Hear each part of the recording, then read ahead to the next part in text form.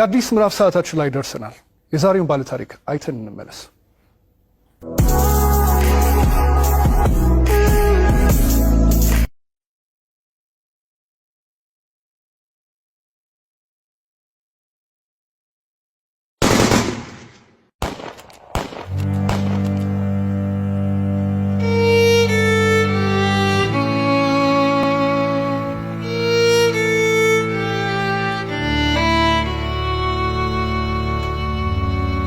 ስሜ ብርቱካን እባላለሁ። ተወልጄ ያደኩት ስናን ወረዳ ነው። ከእናትና ከአባቴ የመጀመሪያ ልጅ እኔ ነኝ።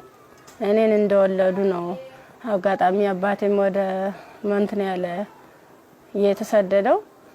እናቴ በህይወት ያረፈችው በወሊድ ምክንያት ነው። ከዚያ በኋላ ምንድነው የተደረገው? አያቴ ጋር እንዳድግ ቆየው። ከአያቴ ጋር እየኖርኩ ያለ 8 አመት ሲሞላኝ ትንሽ እሷንም ይቸግራታል። እባካችሁ ልጅትን ለሰው ልስጥ እና ፈልጉልኝ ምናምን ትላቸዋለች እሷ ማለት ነው አያቴ አሉ። በ8 አመት ያስወጥተው ወሰዱኝ።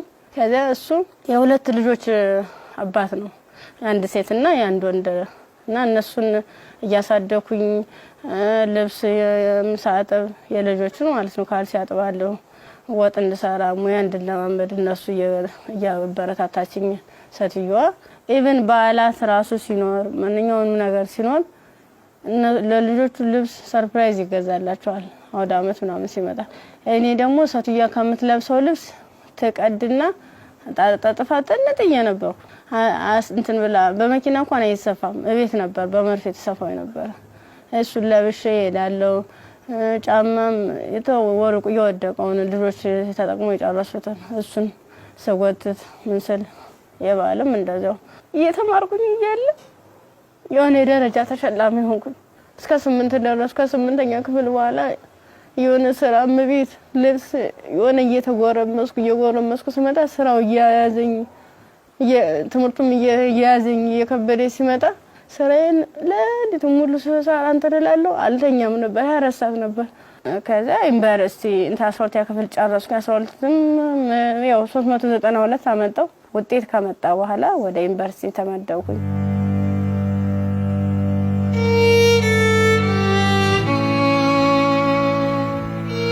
ዲፓርትመንት መረጥ በፋርማሲ ግስገባ በቃ እነሱ ራሱን ማበረታታት ጀመሩ። አይዞሽ ኢቭን ደፍተር እስክሪብቶም የሃንዳውትም ሙሉ ነገሩን እየሸፈኑልኝ ነበር እነሱ ነበሩ ቢሮ ላይ ማለት ነው። አሪፍ ውጤት ነበረኝ። ከዛ መጨረሻ ላይ ልክ 1 አመት ተማር፣ 2ኛ አመትም ተማር። 2ኛ አመት ላይ የተወሰነ ረብሻ ይከሰታል በሰዓቱ ማለት ነው። ረብሻ ሲፈጠር ምንድነው 3 ሰዓት ነው ከሌሊቱ 3 ሰዓት ላይ እኔ አጋጣሚ ከልጆች ጋር እንትን ነበርኩ፣ ላይብራሪ ነበርኩ። እኔ ወደ ውስጥ ስንመለስ ውስጥ ላይ የሆነ ሰው ሲተኩስ ከውጭ ላይ ይቀባበላሉ። ከዛ ኧረ ምንድነው በዚህ ውጡ በዚህ ወረዱ እንዲ ወንበስ በሉ እንትን ተኙ ተንበልበሉ ምናምን ይሉናል። ከዛ ልክ እየተኛን እየተሳብን እንደባብ እየተሳብን እየሄርን እያለ መጨረሻ ላይ እዚህ ጋር ግቡ በቃ እናምልጥ እንደዚህ ያለን ሰዎች ለካ ውስጥም ውጭ የሚተኩሱ የነበሩት እነሱ ናቸው። ውጭ ላይ ስንል ምንም የተጠቀለብስ አልለበሱም። ከዛ አንደኛው ትጥቅ የለበሰው እዚህ ጋር ግቡ፣ ምክንያቱም እንደዚህ ድብልቅልቁ እየወጣ ነው እንዴ ህይወታችን ማትረፍ አትፈልጉም ሲላን እሺ ብለን ታርጋብገባን ሁላችን ሰዎች አንድ ላይ ወጥተን ገባን። አንድ ላይ ገባን። በቃ ፍስፍስ አርገው ይዘው ሄዱ። እየከለሉ ሄዱ። ምንድነው ወደ ጫካው ስንዳረስ ሰውነታቸውን መከለል ጀመሩ። ያ ማለት ምንድነው አይናቸው ብቻ እንድትታይ ነገር ግን ሌላ አካላቸው እንትን ነው ሙሉ ብረት ነገር ነው። ስንገባ ምንድነው ኖርማል ወታደር ነበር። ግን እኔ ምን እዛው ላይ እየቀየሩን ምን ሰዓት እንደቀየሩ ማላየናቸው። ከዛ እየሄርን እያለ ጫካ ስንጀምር መኪናውን ከዚህ በኋላ መኪና መግባት አይችልም ወራዱ በእግራችን ዱብ እያለ ነው የምንሄዳው። ልክ በእግራችን እየሄርን እያለ እንትን አይናቸው ብቻ እንድትታይ ሌላቸውን ሸፈኑና ጸጉራቸውን ገለጡት። ያኔ ኬፕ ነገር ነበር የለበሱ። ጸጉራቸውን ሲሉት እንዴ እንደሹ ቀጥ ያለ ነው። እንሄዳለን መንገዱ ያልቅም። 6 ሰዓት ፈጀብን።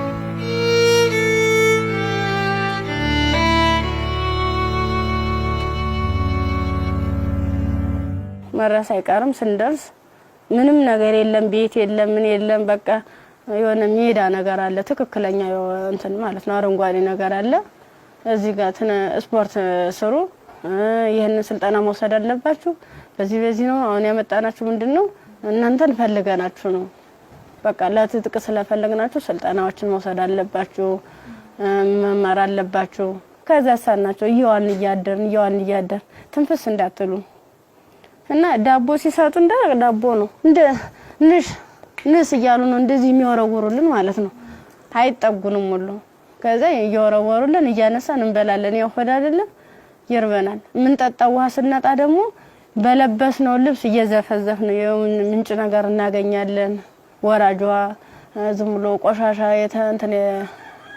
የተገደበ ነገር እናገኛለን እሱን ልብሳችንን እንዘፈዝፍና እንዲ ለመጥለቅም ስለሚቀፍ ልብሳችንን ዘፈዝፍና ልብሳችን እየጫመቅን ነበር እንደዚህ ያንጠፈጠፍን ነበር ልብሳችን እየመጠጥን ምንጣጣ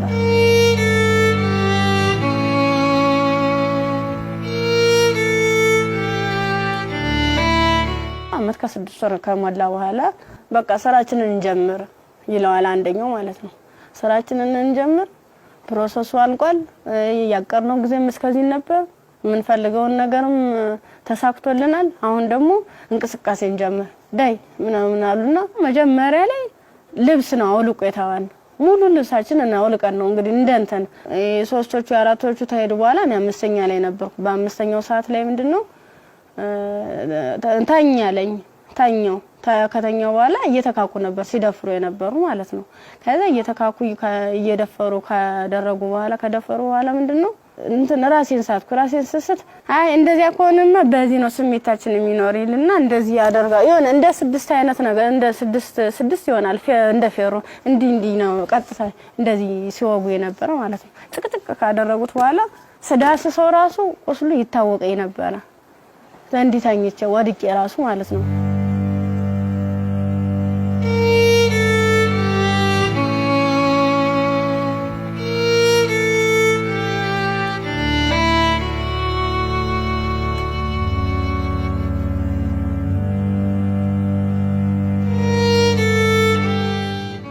ካንገተ በላይ ደግሞ እንትን በምንድነው ጭንቅላቴ ነው ሁለቴ ሲመታኝ የኛው ተከፈተ ጭንቅላቴ ማለት ነው እንደዚህ ያድርገዋል ማለት ነው ሌላስ ምን ይሻላል ከዛ የሆነ እንትን የሚልም ነገር አለ ቢላ ማለት ነው በሱ ይፈቀፍቀዋል ጻጉሬን ማለት ነው ሲፈቀፍቅ እየደማ ነበር በዚህ ሚተለትላሉ እንደምላጭ አይነት ነገር ይዘዋል የሁሉ ትልትል ነው ይሄን ማህፀኔ ከተጨቀጨቀ በኋላ ምን ማለት ነው ሜትተጣል ምን ሆነ ግን ምንድነው በስድስተኛ ቀና በየን ተሰል ምንም ነገር የለም ከጎኔም ሬሳለ ከጎኔም ልጅ ተርትላለች በቃ ከሷ የተሻልኩ ስለሆነ የለበስኩትን አረቄን ልብሴን ሙሉ ጫርጊያው ልቄ እንትን አሰርኩት ተንትኑ ጋር አጣብቂ አስረ እየጎተትኩ ያ ማለት ምንድነው እኔ ሙሉ አካል ስላለኝ ነው ያንስ አድርጌ ነበር እየጎተትኩ ይተላቀስ ርያል በቃ አርቃንሽን ሆነሽ በጣም የሚያሳዝነው ቁምጣ ነበረችኝ ቁምጣዬን ደግሞ ያላስለብሰኝ አለ ቁስሉ ማለት ነው እንዲህ ክፍቱን አድርጌ ልብሴን ግን ሙሉ ቃኔን ለሷ ለበስኳት የለበስኳት አንድ ቀሚስ ነበርና ቁምጣ ከስር ለብሼ ነበር የለበስኳት ልብስ በቁምጣዬ ማሰር አልቻልኩም አውልቄ ሁሉ ሞክሬያለሁ ሙሉ ደም ማለት ነው ከዛ በሷ አሰርኩና የወጥቱ ሰል ገሩ ይመጣሉ በሰዓቱ ማለት ነው ከዛ እንዲታ ያንዘላዘሉ እንትን ብላ እንደዚህ ተሸክሙ ያንዘላዘሉ ይዘዋት ይሄዳሉ ሀይዟ ሲሄዱ እኔ አልሰማማ እንትን አለለም በቃ እንዳንችንስ አንችልስ ገላጌ ተገኘ ብላኝ እኔ እንጂ ይብለኝ ደህል እንዴ በጣም አረ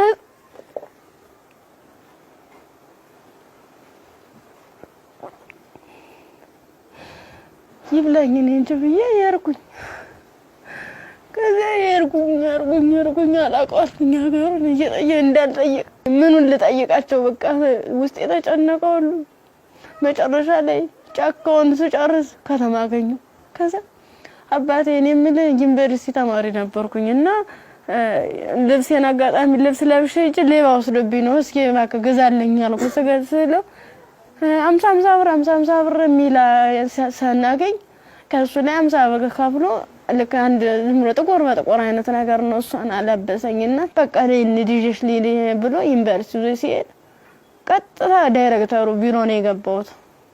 ከዛ ቀጥታ ዳይሬክተሩ ቢሮ ስገባ ምንድነው ሙሉ ነገሩን ካየ በኋላ ህክምና ውስጥ እንደገባ ማህፀኔ እንዲታሸግ ከአንገት በላይ ያለው እንዲታሸግ ተደረገልኝ። አሳሸገኝ እያለ በቃ ሰለቹኝ ማለት ቁስሉም ሊድን አልቻለም። እነሱም ከአቅማቸው በላይ ሆነ። እኔ አማራጭ ምንድነው ዩኒቨርሲቲው ትምህርት ቤቱ ፊት ለፊት መለመን ጀመርኩኝ።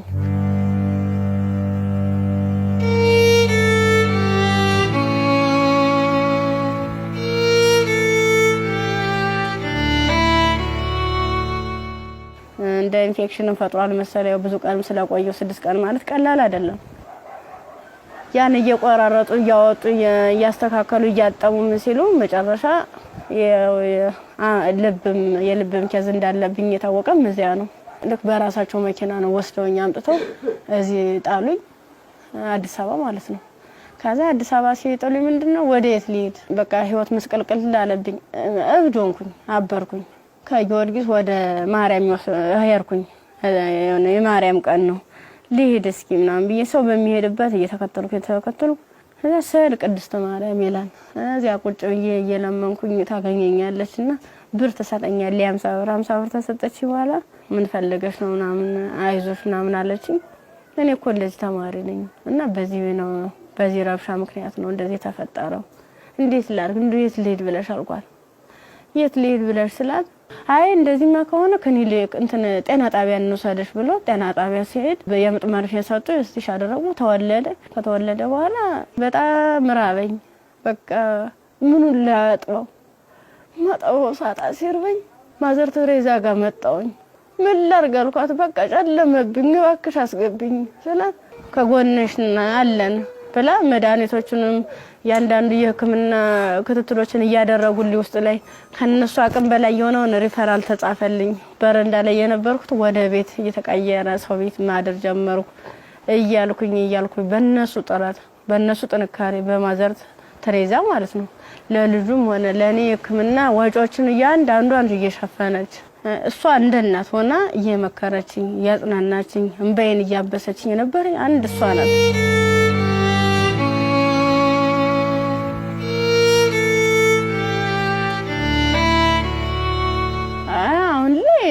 በጣም ከባድ ነው። ልጁም ከፍ እያለ ሲሄድ ጡት በማጥዋት በሚችልበት ሰዓት እየደከመኝ እያመመኝ ትንፋሽ ማጠር በቃ ድክም ይለኛል። መንቀሳቀስ አልችልም ያን ያክል ማለት ነው። ብዙ መድኃኒቶችን ነው የምወስደው። የሚዋጥ መድኃኒት አለ፣ መርፌ አለ እና እነሱን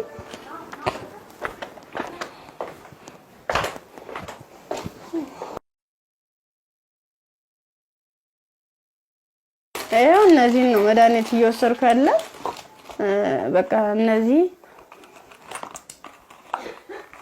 የሚዋጥ መድኃኒት አለኝ፣ መርፌ አለኝ። ይሄን ነገር ነው እየወሰድኩ ያለው እና ይሄን መድኃኒት ስወስድ ደግሞ ለኔ የሆነ ማለት ምግብ ያስፈልገኛል። ምበላው መጠጣው የለም መታየት ነው።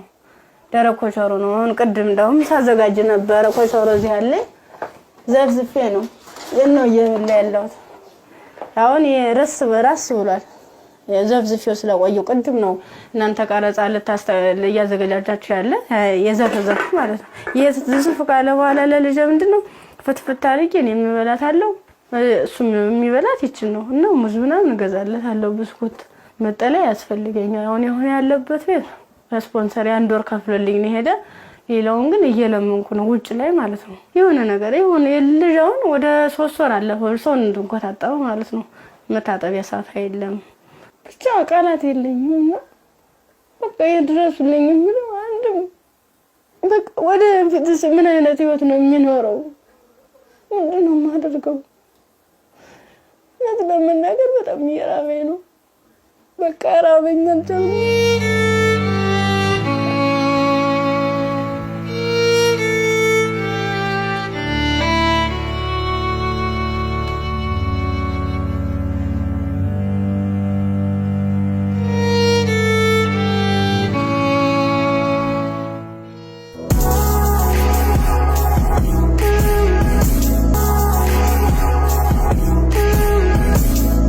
የብርቱካንን ታሪክ ነበር አይተን የተመለስነው።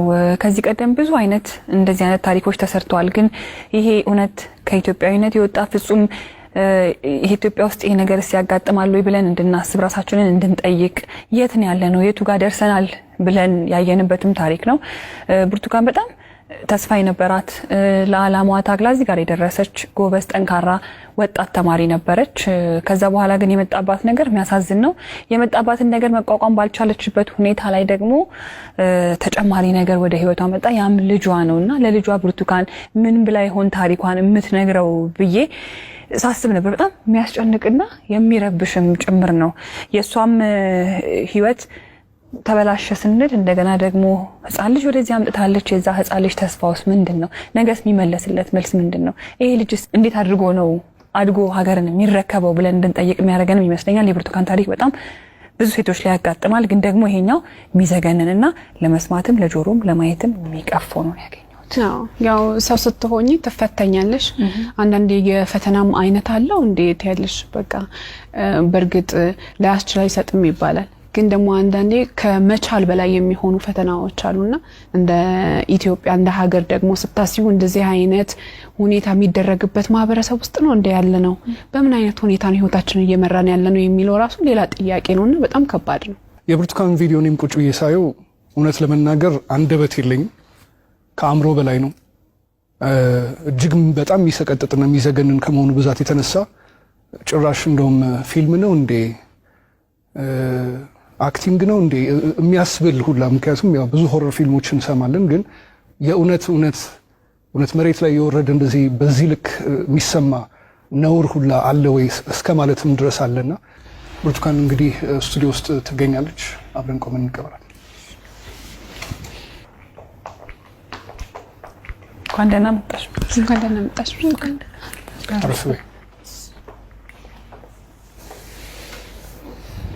እንዴት እንኳን ደህና መጣሽ። በጣም ነው የምታምሪው። በጣም ቆንጆ ከለሯ ራሱ እንዴት እንደሚያምር። ያው ዩኒቨርሲቲ ስንሄድ ሁላችንም የምናስበው ነገር አለ አይደል? ቤተሰብ ጋር ያለው ደስታ አለ፣ ስትሄጂ የምትዘጋጁ ዝግጅት አለ። ከሄድሽ በኋላ ደግሞ ያው ቤተሰብ ነው ገንዘብ የሚልከው የምፈልገው ነገር። ያን ጊዜ እንዴት አሳለፍሽው? ስትሄጂስ እንዴት ነበረ? ስሄድ 300 ብር ነው የተሰጠኝ። ያ ማለት ያን 300 ብር የሆነ ቦታ ላይ ትላካለች ማለት አይደለም፣ አድርሶ የሚመልሰኝ ነው። አመት ሙሉ የሚዘልቅ ማለት ነው። ጓደኞቼ በፕሌን ጓደኞቼ በመኪና እየተመላለሱ በዓላትን ሲውሉ እኔ ግን ለአንድ አመት ተውሎ 300 ብር ነው ካልኩሌት ተደርጎ ይሰጠኝ ነበር። ስንት ነበር ትራንስፖርት? 150 ብር ነበር ሄጃው።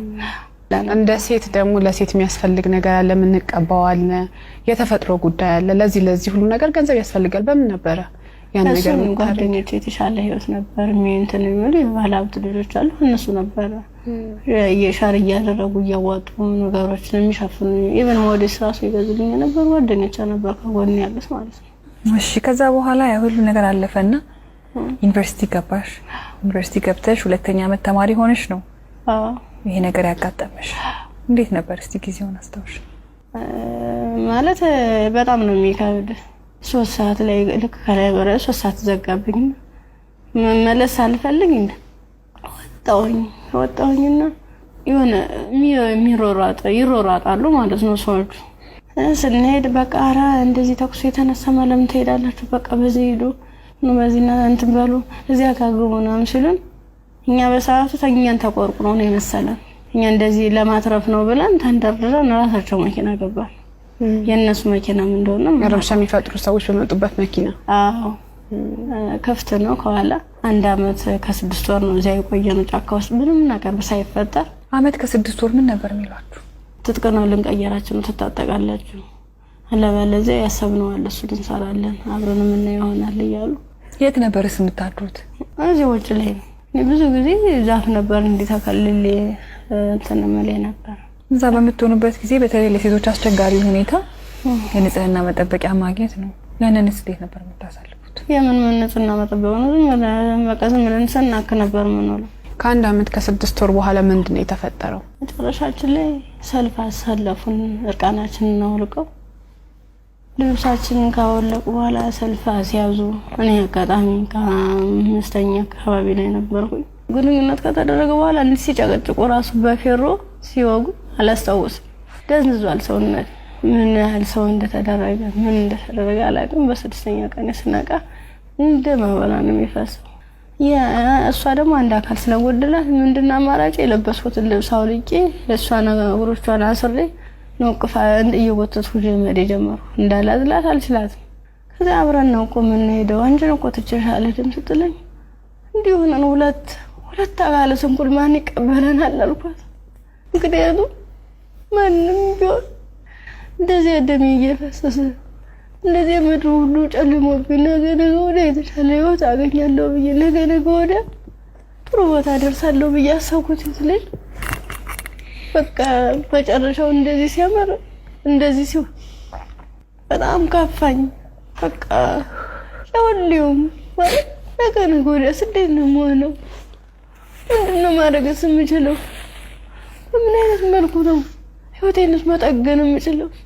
አይዞሽ የሚለኝስ ማንኛው ሰው ነው? በቃ አለው እንደዚህ መጨረሻ ላይ ምንድነው ጎዳና ተዳዳሪ ሆንኩት። ጎዳና ነው ወርቄ በቃ እኔ እንጂ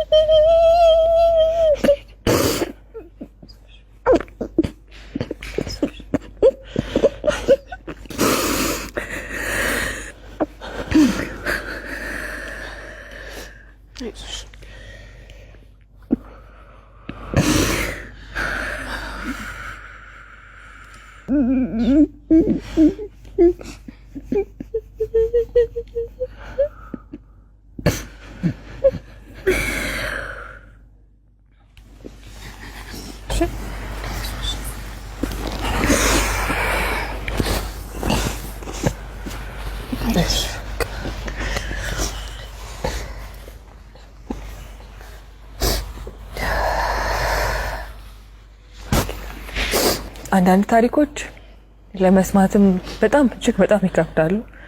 እኛ ጋር ይሆናሉ ይፈጠራሉ ብለን እንጠብቃቸው አይደሉም። ሴት ሆኖ ለመስማት ይከብዳል፣ ሰውም ሆኖ ለመስማት እንደዚህ አይነት ታሪክ ይከብዳል። ያው ከመሞት መኖር ይሻላል ይባል የለ። እግዚአብሔር አንቺን በዚህ ፈተና ውስጥ አሳልፎ ዛሬ ላይ ሲያደርስሽ ምክንያት የለውም ማለት አንችልም። በፈጣሪ ስራ ማንገባም፣ ግን በጣም ጠንካራ ነሽ። እኔ በዚህ ሁሉ ችግር ውስጥ ያየሁት ያንቺን የመንፈስ ጥንካሬ ነው። አሁን ላይ ልጅ አለሽ። ልጅሽን ስታዩ ምን ይሰማሻል? ከፋኛል በጣም። ምክንያቱም እሱ ባይኖር የኔ ያለ እንትን አይደለም ነበር ማለት ልጅ ስትይ ከባድ ነው። ለልጅ ስትይ እያልሽ የሆነ ትታሰሪያለሽ። ልጅ ነው እንጂ ራሴ አትይም። በቃ ምን አለበት ወይ ጤነኛ ልጅ በሰጠኝ ነው። ካልሆነ ደግሞ እኔም በሽተኛ እንዴት ነው የማደርገው? ልጁንስ ለማልቀ ሁለቴ ነው 3 ጊዜ ጥዬው ሁሉ ይጫለው። ከዚያ ውጭ ላይ ተመልሼ እንዲህ ሳይሆን እማ ያለ ወደ እኔ ይመጣል። እናፈርም በበላው በቃ አብረን እንሞታታለን ብዬልሽን መከፋርቂ እንደገና ራሴን ይቅርታ ጠይቄ እንደ ትልቅ ሰው ጥያቄና መልስ በራሴ እየተመለሰ እንደዚህ ከሆነሽ ለምን ከፋርቂ ይሄዳለሁ። ያሳደጉሽ ቤተሰቦችሽ በጠፋሽበት ወቅት ከዛ ሁሉ ነገር ሲሆን ይሄን ሁሉ ታሪክ ያውቃሉ፣ ግን አልቀበልም ነው ያለ። አሁን ላይ ጤናሽ እንዴት ነው? ሕክምና በጣም ያስፈልገኛል። ከሕክምናም በላይ የምክር አገልግሎት ያስፈልገኛል። ነገ ብርቱካን ምን ብታገኝ ትመኛለች? እኔ አሁን የምፈልግ አንድም በጤንነቴን የሚከታተለኝና በቃ ትምህርቴን መማር የምፈልገው ወደፊት የተሻለ ህይወት መኖር እፈልጋለሁ። ልጅን በጎን አይኑን እያየው እየተጫወትኩ አብሬ እንደ እናት እንደ አባት እንደ ወንድም ከጎን ይሆንልኝ። እሱም አድጎኝ ጠብ እንዳያገኙ ተሻለ ህይወት እንድደርስ ነው የምፈልገው። ዛሬ ወደ አዲስ ምዕራፍ የሚያሸጋግሩሽ ስጦታዎች እኛ እናበረክትልሻለን። እንግዲህ ብርቱካን በጣም ብቻሽን በከባድ ሁኔታ ልጅሽን እያሳደግሽ ነው የምትገኘው። በመሰረታዊነት በመጀመሪያ የሚያስፈልግሽ ደግሞ የቤት ኪራይ ድጋፍ ነው። ኢቢኤስ ቴሌቪዥን ይሄንን ስለሚያምን ደግሞ የ1 አመት ያለምንም ሀሳብ ከልጅሽ ጋር ሆነሽ ራስሽን እስክትቋቋሚ ድረስ የ1 አመት የቤት ኪራይ ይሸፍንልሻል። ሌላው እንግዲህ እኔም በጣም ተርቤያለሁ። ልጄንም ለማጥባት ደግሞ መብላት አለብኝ። ካልበለው ደግሞ ወተት የለም ጡቴ ብለሻል። እውነት ነው። እናት ስንሆን ደግሞ የበላነው ሁሉ ደግሞ ወደ ልጃችን ነውና መብላት፣ ራስን መጠበቅ ራብ መጥፎ ነው ይባላል። እውነትም መጥፎ ነው በጣም። ስለዚህ የ6 ወር አስቤዛ ደግሞ ኢቢኤስ ይሸፍንልሻል። ከቤት ኪራይና ከአስቤዛ በተጨማሪ ደግሞ የልብስ ማጠቢያ ማሽን ኢቢኤስ ቴሌቪዥን ያበረክትልሻል። በጣም ትምህርትሽን ትወጃለሽ፣ መማር ትፈልጊያለሽ፣ መለወጥ ትፈልጊያለሽ። ባላሰብሽው ባልጠበቅሽው ሁኔታ ከትምህርትሽ ገበታ ወደ ኋላ ቀርተሻል። ያኔት ኮሌጅ ደግሞ በመረጥሽው በፋርማሲ ሊሆን ይችላል፣ በነርሲንግ እንዲሁም ደግሞ በላቦራቶሪ ቴክኒሻንነት 2 ቅርንጫፎች አሉ። ከሁለቱ በአንዱ ቅርንጫፍ መርጠሽ ትምህርትሽን እንድትከታተይ ትምህርት ቤት ወጪሽን ሙሉ በሙሉ ይሸፍንልሻል። እኛም ህልምሽ ተሳክቶ ስትመረቂ ደግሞ ለመምጣት ያብቃል። አሜን። ሌላው ደግሞ የሰው ልጅ ሁሉን ነገር ለማድረግ ጤናው ነው ቅድሚያው ነገርና ብርቱካን የልብ ኬዝም አለባት። እንዲሁም ልጇም እንደዚሁ ሕክምና ያስፈልገዋል። ከምንም ነገር በላይ ደግሞ የሳይኮሎጂ ባለሙያዎች እንደዚሁ የሚያዩ ይኖራሉና የሕክምና ድጋፍ ያስፈልጋታል በተለያየ አይነት መንገድ። የልብም እንደዚሁ የሳይኮሎጂም የልጇም ጤናም ጭምር ማለት ነውና በዚህ ላይ ደግሞ ድጋፋችሁን እንድታደርጉ እንላለንኛ። እንዲሁም ደግሞ ሀገር ውስጥም ከሀገር ውጭም ያላችሁ መልካም ደጋግ ኢትዮጵያውያን ይህን ፕሮግራም የምትከታተሉ እንግዲህ መቼም ዝም እንደማትሉ ፍጹም እምነታችን ነው። ከብርቱካን ጎን ነን የምትሉ በዚህ አድራሻዋ ልታገኟት ትችላላችሁ። በቃ ሙሉ ነገር ላደረጋችሁልኝ ገዛ ላደረጋችሁልኝ ሁሉ ነገር ከልብ አመሰግናለሁ። ኢቢኤስ ቴሌቪዥንም እድሜ ጤና ይስጥልን። በጣም ነው ማመሰግነው። እወዳችኋለሁ፣ አከብራችኋለሁ። ነገ ወደ ደግሞ የኔ ህይወት ተሳክቶ የኔ መጥቼ እናንተ መጥቼ እዚህ ውስጥ ማስደስተበት ቀን ይናፍቀኛል። ደግሞ አደርገዋለሁ። እናምናለን እኛ። የአዲስ ምዕራፍ ሰዓታችን ይህን ይመስል ነበረ። እሑድም በኢቢኤስ ይቀጥላል። መልካም ጊዜ።